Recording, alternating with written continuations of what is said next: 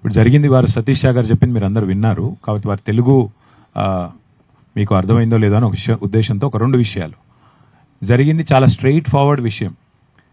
వీరికి 1967 నుంచి ఇక్కడ భూమి ఉన్నది. తర్వాత స్వయంగా వారి పేరు మీద ఉంది, వారి భార్య పేరు మీద, వారి కూతుళ్ళ పేరు మీద సతీష్ షా గారికి భూమి ఉంది. 1967 అంటే దాదాపు 60 ఏళ్ళ నుంచి ఈ ల్యాండ్లో వారే ఉన్నారు, వట్టినాగులపల్లి గ్రామంలో. సరే, ఔటర్ రింగ్ రోడ్ వచ్చిన తర్వాత, ఇక్కడ తోటలు పెరిగిన తర్వాత, అన్ని పెరిగిన తర్వాత ఇవాళ ఈ భూమి విలువ ఒక ఎకరం కనీసం 50 కోట్లు ఉంటుంది. అంటే దగ్గర దగ్గర ఇప్పుడు మనం మాట్లాడుతున్న భూమి యొక్క విలువ దాదాపు 1300-1400 కోట్ల రూపాయల విలువ చేసే భూమి ఇది. దీని మీద పొంగులేటి శ్రీనివాసరెడ్డి గారి కన్ను పడింది. పడ్డ తర్వాత ఆయన వారి ఇంటికి 2 సార్లు వచ్చారు. వారి కుమారుడు వచ్చారు. వచ్చి మాకు ఈ ల్యాండ్కు మొదలు తవ్వ కావాలి, ఇళ్ళకి వెళ్ళి మాకు తవ్వలేదు, పోవడానికి వెనకాల మేము భూమి తీసుకున్నాం, దానికి తవ్వ అడిగారు. వీరు మాకు ఇష్టం లేదు, మేము అట్లా దీని ఒక తోట పెట్టుకున్నాము, మా పిల్లల కోసం పెట్టుకున్నాం, ఇవ్వమని చెప్పారు. తర్వాత ఏం చేసినారు, మంత్రి గారు స్వయంగా వచ్చారు, ఇంటికి వచ్చినారు. ఇంటిమిడేషన్, వారు మాట్లాడిన మాట ఏంటంటే ఇంటిమిడేషన్, బెదిరించడానికి వచ్చినట్టుంది తప్ప ఇంకో దానికి రాలేదు. మంత్రి గారు వచ్చారు. వచ్చిన తర్వాత వెంటనే ఏం జరుగుతుంది, మేము ఇవ్వమండి, మేము స్థలం ఇవ్వము, మాకు అమ్మే ఉద్దేశం లేదు, మా పిల్లల కోసం పెట్టుకున్నామని వారు చెప్పారు.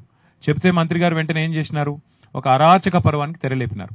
ఆయన డిపార్ట్మెంట్లోని ఏడీ సర్వే అనేవాడిని అడ్డం పెట్టుకుని శ్రీనివాసరావు అనే వ్యక్తిని అన్అఫీషియల్గా బెదిరించారు. ముందు ఏమని, మీ ల్యాండు ఇక ఉన్నది లేనట్టు లేనిది ఉన్నట్టు, ఇందాక వారు చూపెట్టిన ఫోటో అదే. ఔటర్ రింగ్ రోడ్లోనే మీ ల్యాండు కొంత పోయింది, తర్వాత కొంత లేనిది పక్క సర్వే నెంబర్కి నూకి అటు చేసి ఇటు చేసి మొత్తానికి ఇచ్చేతందుకు బెదిరించేతందుకు, వాళ్ళు ల్యాండ్ ఇచ్చి తీరాల్సిందే అని చెప్పి పరోక్షంగా బెదిరింపులు అధికార యంత్రాంగం ద్వారా చేసే ప్రయత్నం చేశారు. ఆ శ్రీనివాసులు అనే వ్యక్తి తర్వాత డిస్ప్రపోర్షనేట్ అసెట్స్ కేసులో దొరికాడు, 100 కోట్ల రూపాయలతో సహా దొరికిన వ్యక్తి ఆయన. అలాంటి ఒక అక్రమార్కుని అడ్డం పెట్టుకుని మంత్రి గారు వీళ్ళ 27 ఎకరాల భూమిని గుంజుకునే ప్రయత్నం చేసినారు. వినలేదు. వినకపోతే ఏం చేసినారు, గూండాలు దాదాపుగా 5-6 జేసీబీలు, నంబర్ ప్లేట్లు లేని జేసీబీలు వచ్చి వీళ్ళు ఇక్కడ కట్టుకున్న గోశాల కూలగొట్టారు. భయభ్రాంతులకు గురి చేసి ఇక్కడ పనిచేసే సిబ్బందిని అందరినీ ఉరికిచ్చినారు. వారు ఫోన్ మొత్తం కాంపౌండ్ వాళ్ళు కూలగొట్టారు. అరాచకం. కూలగొడితే సతీష్ షా గారికి, పల్లవి షా గారికి ఫోన్ వస్తే వాళ్ళు పరిగెత్తుకుని వచ్చినారు.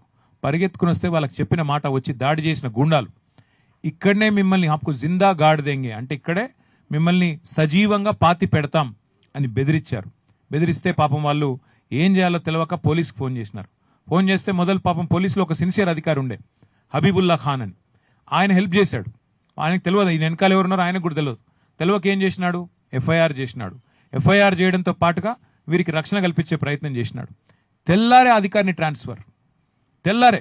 అంటే మాకు అడ్డం వస్తావా, మేము భూములు కొల్లగొడుతుంటే 1000 కోట్ల భూముల మీద మాకు కన్నుబడితే అధికారంలో ఉన్న నేను నాకు అడ్డం వస్తావా అని చెప్పి రెవెన్యూ మంత్రి గారు తెల్లారే ఆ నిజాయితీపరుడైన అధికారి, ఆయన మామూలు అధికారి కాదు, ప్రెసిడెంట్ మెడల్ ఇంకా ఇతర గౌరవ మెడల్స్ కూడా పొందిన అధికారి ఆయన నిజాయితీకి, అట్లాంటి అధికారిని హబీబుల్లా ఖాన్ని తెల్లారి వరకు ఎత్తవతల పడేసినారు. అప్పటి నుంచి ఇప్పటి వరకు బెదిరింపుల పర్వం కొనసాగుతూనే ఉంది. వాస్తవం ఏంది అంటే ఈరోజు 60 ఏళ్ళు వాళ్ళ చేతుల్లో ఉన్న భూమిని కూడా ఈ దాదాపు 2.5 ఏళ్ల కింద ఆయన మంత్రి గారు ఆయన అధికారాన్ని అడ్డం పెట్టుకుని, రేవంత్ రెడ్డి పలుకుబడిని అడ్డం పెట్టుకుని, ఇద్దరి యొక్క వ్యాపార భాగస్వామ్యాన్ని అడ్డం పెట్టుకుని ఈ రింగ్ రోడ్డుకి అవతలనేమో క్రషర్లు నడుపుతున్నాడు అక్రమంగా, నేను హరీష్ రావు గారు బయటపెట్టింది. రింగ్ రోడ్డుకి యువతలనేమో ఇవాళ వ్యాపారాలు కాదు, ఇది అరాచక పర్వం, భూములు గుంజుకునే భూ దోపిడీ, వాళ్ళ భూదాహం కోసం ఇవాళ ఇట్లాంటి నిజాయితీ పరులైన అమాయకులైన వారిని వేధిస్తూ ఉన్నారు. ఇవాళ మేము చూపెడుతున్నది మీకు మచ్చుకు ఒకటి, ఇక డీటెయిల్స్ చాలా ఉన్నాయి. హైకోర్టు ఆర్డర్లను ఎట్లా తుంగలో దొక్కినారు, 60 ఏళ్ల నుంచి అధికారం వాళ్ళు ఎంజాయ్ చేస్తున్న భూమిని ఏడీ సర్వేని అడ్డం పెట్టుకుని ఎట్లా భూమి బౌండరీస్ మార్చే ప్రయత్నం చేశారు, ఎట్లా మొత్తం కాంపౌండ్ వాళ్ళు కూలగొట్టారు, ఎట్లా మిమ్మల్ని జిందా ఇక్కడే అంటే మిమ్మల్ని సజీవంగా ఇక్కడ పాతి పెడతామని చెప్పి ఎట్లా చెప్పారు. మీరు చూడండి, ఇగో చెట్లే 30-40 ఏళ్ళ చెట్లు, ఇవి కొబ్బరి చెట్లు కానీ మామిడి చెట్లు కానీ 30-40 ఏళ్ళ చెట్లు. అంటే ఇలాంటి భూములు ఇక్కడ విలువైన ఒక భూమిని మేము మీకు చూపెడుతున్నాం. ఇట్లా ఇంకా చాలా ఉన్నాయి. ఒక్కొక్క బాధితులందరూ ఇవాళ మా దగ్గరకు వస్తూ ఉన్నారు, మా ఎమ్మెల్యేల దగ్గరికి. నిన్న జరిగిన ఎపిసోడ్ తర్వాత మా దగ్గరకు వస్తూ ఉన్నారు. మహేశ్వరం కాన్స్టిట్యున్సీలో, మా సబితక్క కాన్స్టిట్యున్సీలో, రంగారెడ్డి జిల్లాలో 1000 ఎకరాలు ఇదే పద్ధతుల్లో కొల్లగొడుతున్నారు. ఒక్క మాట నేను చెప్పదలుచుకున్నాను, కాంగ్రెస్ పార్టీ మేనిఫెస్టోలో చెప్పారు ధరణిలో 20 లక్షల ఎకరాల భూమి ప్రాహిబిటెడ్ లిస్ట్లో ఉంది. ఎందుకంటే రకరకాల పంచాయతీలు ఉంటాయి కాబట్టి ఆనాడు నిజాయితీగా పనిచేసే అధికారులు యాజ్ ఇట్ ఈస్ పెట్టారు. కాంగ్రెస్ మేనిఫెస్టోలో ఏం చెప్పారు, ఆ 20 లక్షల ఎకరాలను నిషేధిత జాబితాలోంచి 100 రోజుల్లో తొలగిస్తాం. ఇది చెప్పిన మాట మేనిఫెస్టోలో. ఇవాళ జరుగుతున్నది ఏంది, 2.5 ఏళ్ల తర్వాత ఇట్లాంటి అమాయకులందరినీ అధికారాన్ని అడ్డం పెట్టుకుని అధికారులను అడ్డం పెట్టుకుని అరాచక పర్వానికి తెరలేపి 1,00,00,000 ఎకరాల భూమిని ఇవాళ నిషేధిత జాబితాలో పెట్టారు. 22A లో పెట్టారు. ఏం చెప్తున్నారు డైరెక్ట్గా, మీరు మా దగ్గరకు వచ్చి మీ భూమిలో 50% ఇస్తే మీరు అందులోకెళ్ళి తీసేస్తాం, లేకపోతే తీయం. ఏం చేసుకుంటారో చేసుకోపోండి, ఎవరికి చెప్పుకుంటారో చెప్పుకోపోండి. సతీష్ షా గారు చెప్పిందంతా మీరు విన్నారు. ఇప్పుడు పల్లవి షా గారు వారు हिंदी में और तेलुगु हिंदी जो भी English what ever you Hindi में बोल दीजिए, जरा बोल दीजिए, हिंदी में बोलिए.